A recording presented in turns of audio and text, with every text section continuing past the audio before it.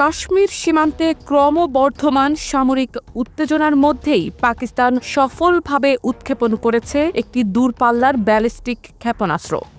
ভূমি থেকে ভূমিতে আঘাত হানতে সক্ষম এই ক্ষেপণাস্ত্রটি ৪৫০ কিলোমিটার দূরের নির্ধারিত লক্ষ্যবস্তুতে সুনির্দিষ্টভাবে আঘাত হানে। আধুনিক নেভিগেশন সিস্টেম ও উন্নত গতিশীলতায় সজ্জিত ক্ষেপণাস্ত্রটি প্রচলিত বিস্ফোরক ছাড়াও পারমাণবিক ওয়ারহেড বহনে সক্ষম বলে পাকিস্তান সামরিক বাহিনী জানিয়েছে। ইসলামাবাদ জানিয়েছে, আবদালি উইপন সিস্টেমের অধীনে এই উৎক্ষেপণটি ছিল একটি প্রশিক্ষণমূলক কার্যক্রম। তবে পরিস্থিতি ভিন্নভাবে দেখছে ভারত। তাদের মতে এই ধরনের ক্ষেপণাস্ত্র পরীক্ষা শুধু প্রযুক্তিগত বা প্রশিক্ষণ নয়, বরং একটি গুরুতর উস্কানি। ভারতের প্রতিরক্ষা বিশ্লেষকদের মতে এই উৎক্ষেপণ মূলত পাকিস্তানের সামরিক সক্ষমতার প্রদর্শনী, যার মাধ্যমে ভারতের উপর কৌশলগত চাপ তৈরি করার চেষ্টা করা হয়েছে। তবে পাকিস্তান সেনাবাহিনী এ নিয়ে ভিন্ন সুরে বক্তব্য দিয়েছে। তাদের ভাষ্য অনুযায়ী ইন্দাস সামরিক মহড়ার অংশ হিসেবে এই ব্যালিস্টিক ক্ষেপণাস্ত্র পরীক্ষা শুধুমাত্র বাহিনীর অপারেশনাল প্রস্তুতি যাচাই, লক্ষ্যবস্তুতে নিখুঁত আঘাত হানার ক্ষমতা এবং প্রযুক্তিগত সক্ষমতা মূল্যায়নের উদ্দেশ্যেই করা হয়েছে। জানা যায়, এই উৎক্ষেপণের সময় উপস্থিত ছিলেন পাকিস্তানের উচ্চপদস্থ সামরিক কর্মকর্তা, বিজ্ঞানী ও প্রকৌশলীরা।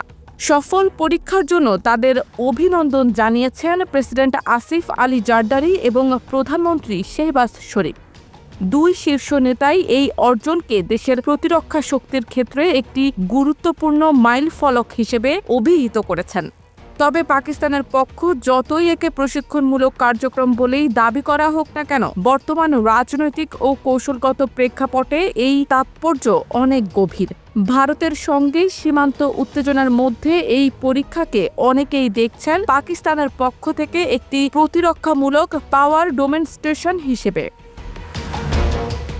বিশেষ করে পেহেলগামে সন্ত্রাসী হামলার পর দুই দেশের মধ্যে যেই নতুন করে চরম উত্তেজনা সৃষ্টি হয়েছে, তার পটভূমিতে এই ক্ষেপণাস্ত্র উৎক্ষেপণ নানা প্রশ্নের জন্ম দিয়েছে।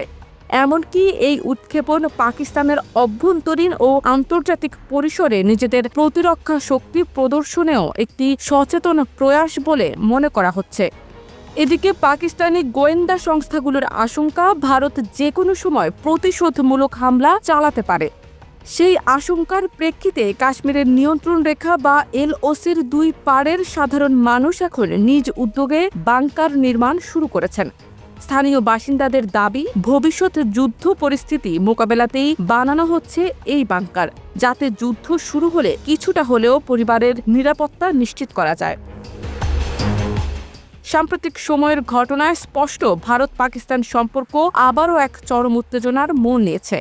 সামরিক মহড়া, সীমান্তে সংঘর্ষ বিরতি লঙ্ঘন, ক্ষেপণাস্ত্র পরীক্ষা, এই সবকিছু যেন দুই দেশের মধ্যে আরেকটি সংঘাতের ইঙ্গিত দিচ্ছে। পরিস্থিতি কোন দিকে মোড় নেয়, সেই দিকেই এখন নজর পুরো বিশ্বের।